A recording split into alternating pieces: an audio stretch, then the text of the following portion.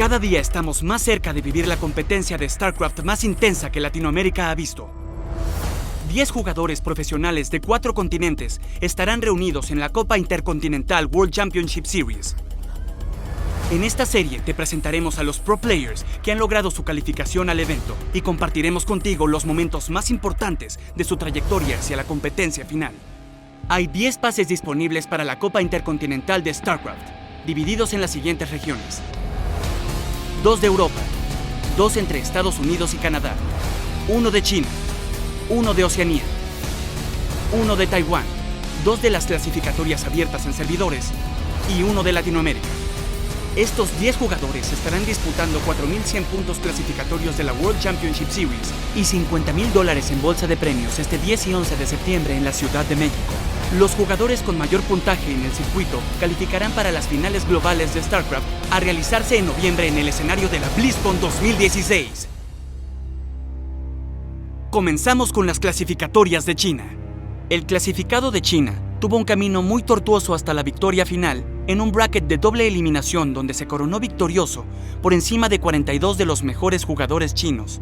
Saiyan Huangmin, con su técnica muy intensiva en el micromanejo de unidades protos, se llevó todas las partidas del bracket de ganadores hasta la semifinal, incluso venciendo al Terran XY Xiangyao, uno de los favoritos de la región. Sin embargo, al final se topó con el Terran Mengsk Wu Xuantao y sus imparables avances aprovechando las ventajas del terreno con unidades de asedio. Después de su primera derrota, Saiyan descendió al bracket de los perdedores, donde se tuvo que enfrentar con el Protoss Maxed Hu Xiang, otro de los favoritos de esta clasificatoria, a quien venció en una serie 2-1.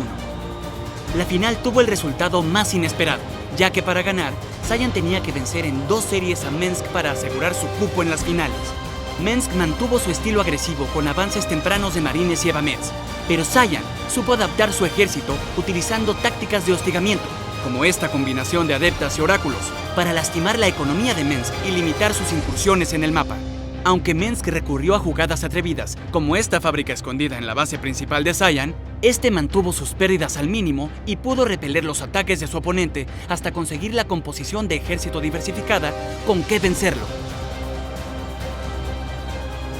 También Saiyan demostró sus habilidades de micromanejo de unidades en jugadas como esta, en la que con parpadeos y cargas y descargas en su prisma de transposición, hizo que sus persecutores acabaran con un ejército Terran que parecía tenerlas de ganar.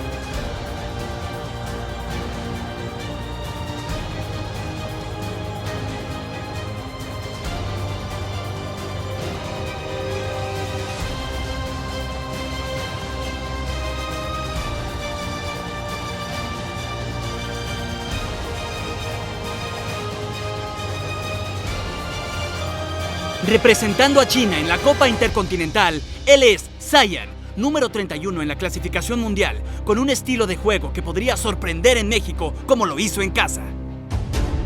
Y ahora vamos con la clasificatoria de Oceanía, que como región agrupa competidores de Australia, Nueva Zelanda, Japón y Sudeste Asiático. En esta clasificatoria también hubo algunas sorpresas en el camino dentro de un bracket de doble eliminación, pero la final acabó siendo disputada por 2 de los favoritos de la región, los australianos Sean Probe Kempen e Ethan Iagus Sugai, con Protoss y Terran respectivamente. Ambos llegaron invictos a la serie final, lo que dejó sin posibilidades de disputar la calificación a Ender, otro fuerte contendiente Zerg de origen filipino, quien en 2 ocasiones se enfrentó y perdió contra Probe. La serie final entre Iagus y Probe comenzó con una victoria del Protoss, pero en la segunda partida, a pesar de algunas muy buenas jugadas de Probe, Iagus demostró una capacidad superior para lastimar la economía de su adversario, ganar posiciones de asedio ventajosas y mantener un micromanejo sólido para al final igualar el marcador. Quizá el punto definitorio de esta partida fue cuando Iagus sacó al ejército de Probe de la cercanía de su base y luego tomó control de un punto estrecho del mapa, impidiéndole volver a defender su segunda expansión a tiempo. Finalmente, no quedó manera para que todo el buen micromanejo de Probe se sobrepusiera al numeroso ejército de Iagus. En el tercer juego de la serie, Probe comenzó con una build agresiva para drops, pero su base fue reconocida por un Junkie Mill solitario en una transición crítica hacia el complejo de robótica. Y con ello, Yeagus supo a la perfección el desarrollo tecnológico que necesitaba en su ejército para contrarrestarlo. Finalmente, Yeagus fue desmontando el ejército de Probe con una combinación de Eva-Mers, unidades de infantería y asedio, hasta forzarlo a rendirse. Con ello, Yeagus, el favorito de la región y número 27 de la clasificación mundial, aseguró su lugar en la Copa Intercontinental. Con esto terminamos nuestra primera entrega de quienes vienen a la WCS Copa Intercontinental. En el siguiente video analizaremos el camino de los pro players de las regiones de Europa y Estados Unidos que han calificado para la competencia. No se lo pierdan.